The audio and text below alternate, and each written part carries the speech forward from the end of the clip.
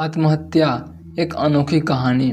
आज जोशी परिवार का माहौल सुबह से ही आम दिनों जैसा नहीं था। सुबह से पुलिस और रिश्तेदारों का आना जाना वहां पर लगा रहता था। मिसेस जोशी का रो रो कर बुरा हाल हो रहा था। मिस्टर जोशी भी सदमे में ही दिखाई दे रहे थे और मिस्टर और मिसेस जोशी शहर के नामी डॉक्टर थे।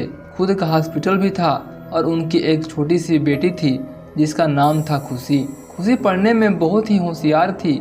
बचपन से हर चीज में अव्वल आती रहती थी। वह भी डॉक्टर भी, और कुछ साल पहले उसकी शादी एक डॉक्टर से ही हुई थी, परंतु शादी के कुछ साल बाद ही उसका तलाक हो गया और खुशी अपने माता पिता के घर वापस आ गई। जब से आई तब से वह उदास दिखने लगती थी, पर इसे क्या पता था कि उदासी इतनी गहरी होगी कि एक दिन उसकी जान ही ले लेगी। अक्टूबर का महीना था, तारीख था 2 अक्टूबर। इसी दिन सन 1983 में खुशी का जन्म हुआ था। आज भी याद वही तारीख थी, सन 2016।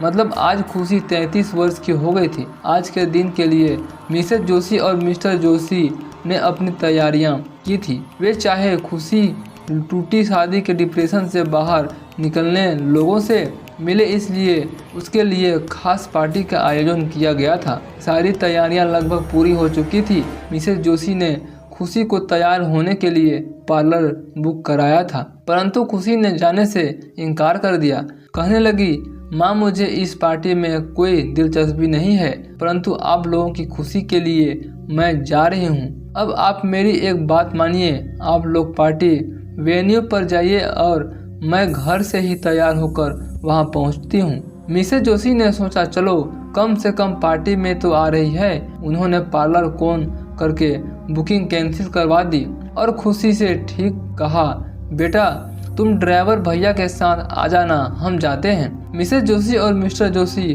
पार्टी वेन्यू पर पहुंच गए और तैयारियां का अनुमान मुआवना लेने लगे। उन्होंने अपनी खुशी के लिए आज उसके पसंदीदा पकवान बनवाए थे और उसके लिए पसंद के गानों को एक लिस्ट डीजे वाले को दे दी।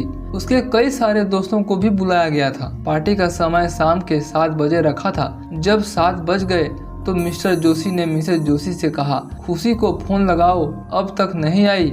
इस पर मिसेस जोशी ने कहा, आ जाएगी, उसे भी पता है पार्टी में यदि समय 7 दिया है तो 8 बजे से पहले शुरू नहीं होगी।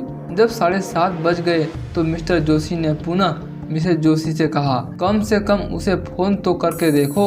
मिसेस जोशी ने जब उसे फोन लगाया तो घंटी बजती रही, परंतु किसी ने फोन नहीं उठाया। उन्होंने घर के नौकरों से खुशी के बारे में पूछा तो सबने कहा, वह तो आप लोगों के जाने के लिए कुछ देर बाद ही निकल गई थी।